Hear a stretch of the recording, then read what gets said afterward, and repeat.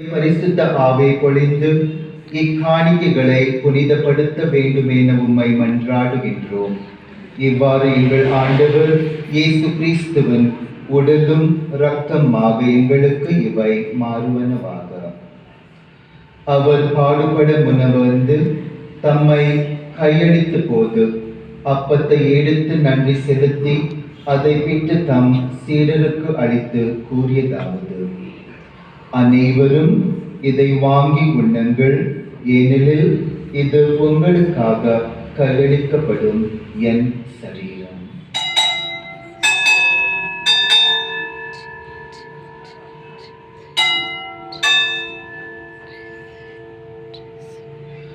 அவ்வளமே உணவருந்திய பின் கிண்ணத்தை எடுத்து நன்றி செலுத்தி தம் சீடருக்கு அளித்து கூறியதாவது: அனைவரும் இதை வாங்கி பருகுங்கள், ஏனெனில் இது புதிய நித்திய உடன்படிக்கைக்கான என் இரத்தம். இது பாவ மன்னிப்புக்கென்று உங்களுக்காகவும் எல்லோருக்காகவும் சிந்தப்படும். இதை என் நினைவாக செய்யுங்கள்.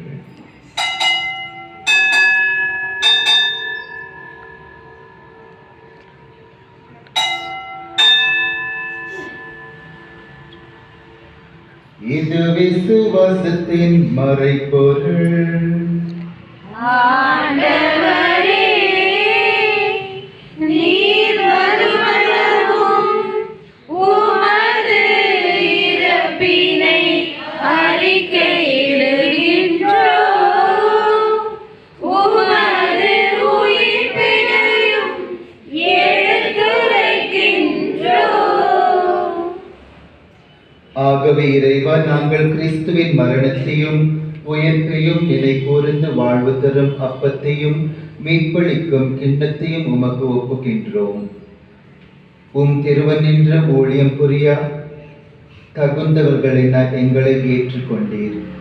எனவே உமக்கு நன்றி செலுத்துகின்றோம்.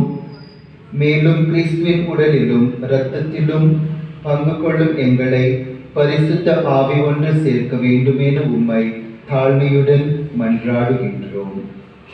இறைவா, உலகெங்கும் பரவிருக்கும் உமது திருச்சபை சிறப்பாக எங்கள் திருத்தந்தை லியோ, எங்கள் ஆயர் பீட்டர், ஆண்டவை குரு மருவினர் யாவரையும் நினைக்கூதலும் எங்கள் அனைவரையும் பரம் ஆன்மினால் நிறை பெரு செய்தலும்.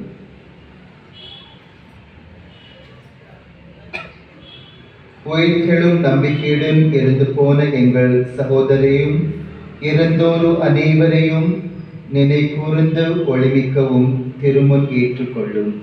எங்கள் அனைவர் மீது இருக்குமாயிரும்.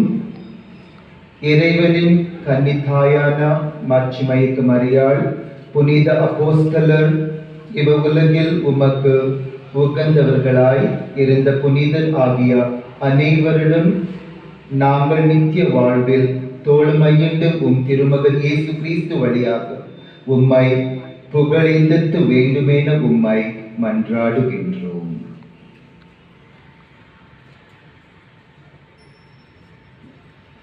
இவர் வழியாக இவரோடு இவரில் எல்லாம் வல்ல இறைவனாகிய தந்தையே, தூயாவின் ஒன்றிப்பில் எல்லாம் புகழும் ஆட்சியும் என்றென்று உமக்கு உரியதே.